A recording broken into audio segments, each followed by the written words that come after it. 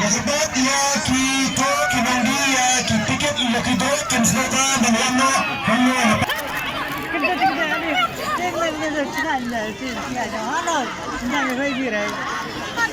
teman kangi kuat no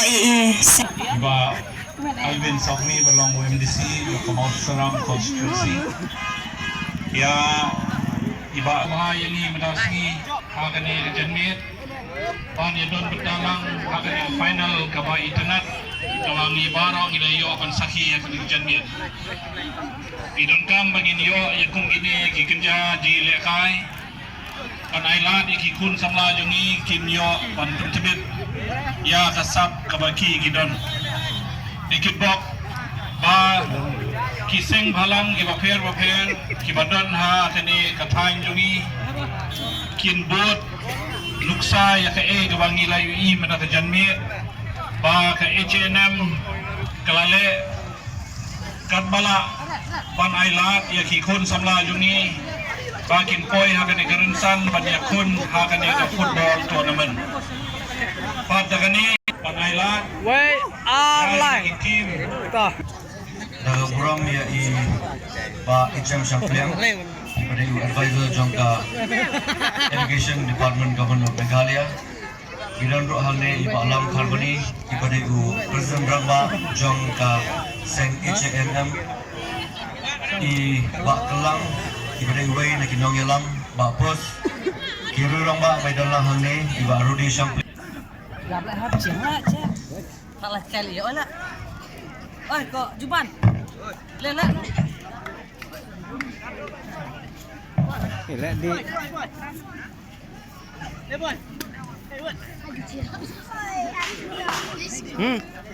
ya ka best yang top scorer galet Shawain ki player John ka Kharaswai Barutai lathap hadu Sanggol lathap yes Pekerjaan ni semua dia ba Usama walam lembak sudah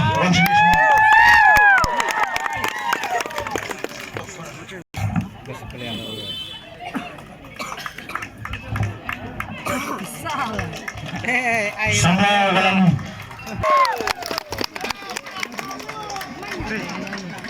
semuanya deh klik lalangan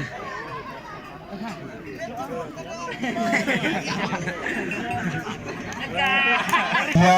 MDC jami ba Alvin Sokmi insyim ya kena pertama besar ya kena trofi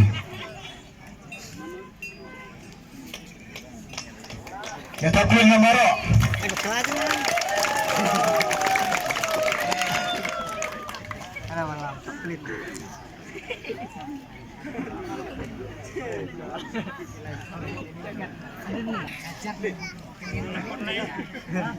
Shizman Minkat Yau Kapten John ke tim Kharaswai FC Kharaswai Football Club dan dia punya banyak pilihan bersama dengan trofi winner trophy jok baik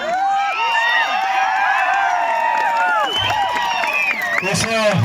SM Champion in Snowball bersama dengan Bansam yang dengan trofi.